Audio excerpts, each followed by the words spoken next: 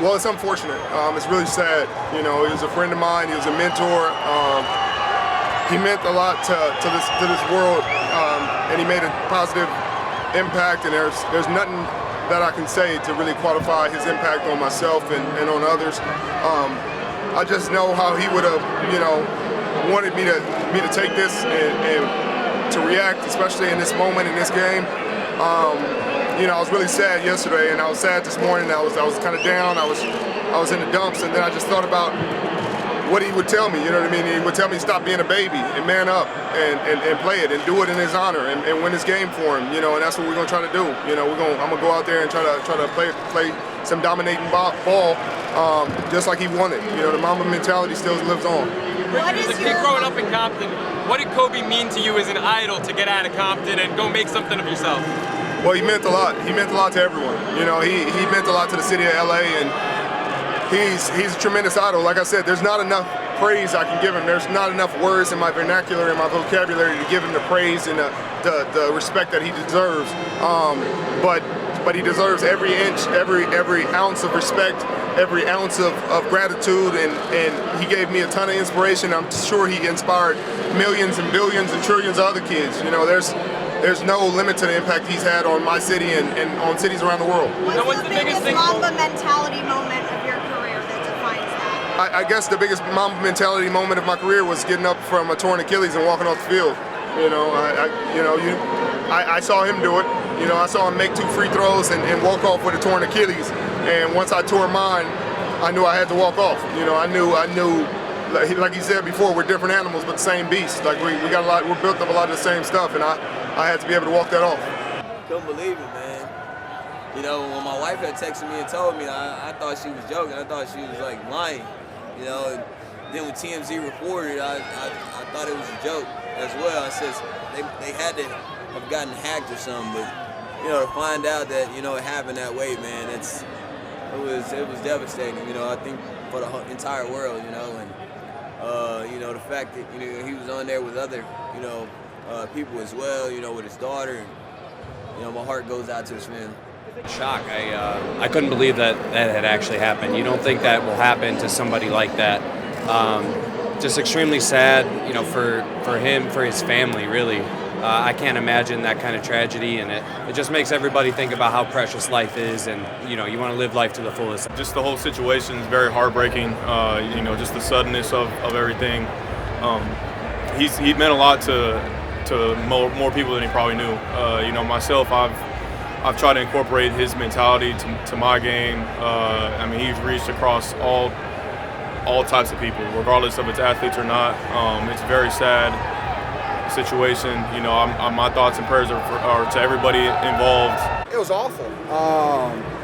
Kobe was, other than my parents, he was the reason I played sports.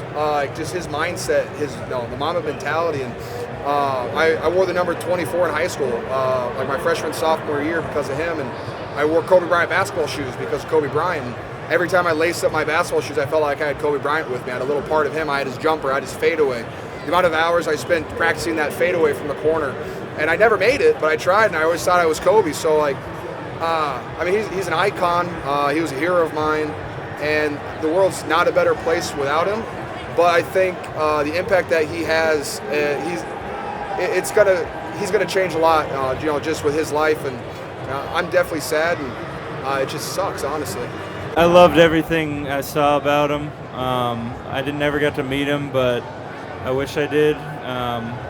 Just the speeches he would give, motivational stuff, just the mindset. It was different. It was different than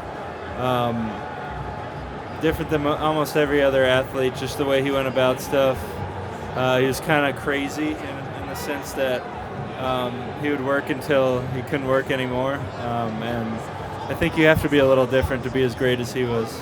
It's kind of hard to think about it because I think I was told about it when I woke up on the plane. I slept most of it, and they told me when I woke up. So and every time I've looked at my phone today, there's something about it. So I think it's as sad as anything you could hear.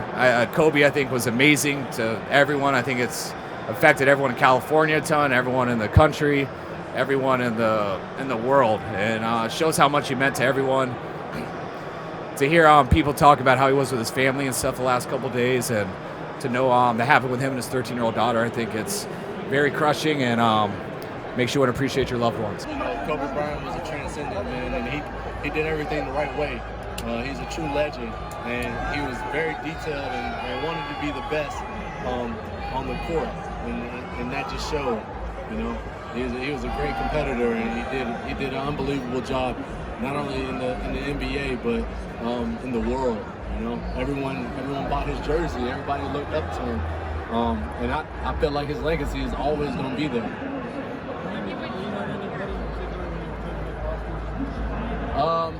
Yeah, I did lean on my wife, you know, because she was there with me through all those cuts, and she did a great job, you know, keeping me level-headed and not giving up on myself, because she knew that I had a purpose in life, and I had a purpose in you know, going through what I went through. There was always something that she learned, and she helped me learn as well.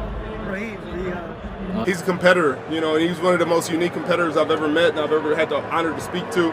And he would have told me to push forward. He would have told me to do it in my honor. He would have told me to stop being a baby. He would have told me you'll have time later to mourn. You'll have time later to cry and to appreciate and to really feel it.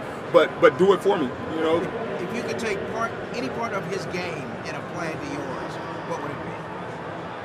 I honestly, I would say I've tried to apply a lot of parts of his game to my game. It's a different sport, it's a different game, but his dog, his aggression, his killer instinct, his clutch factor, just the ability to finish, that's what I've tried to do in my game. His ability to understand the game, have a cerebral mentality about it, and approach, and even in his older age, as his body started to wear down, still being able to play at a high level. I think I've tried to understand that and take that and do it in my own sport.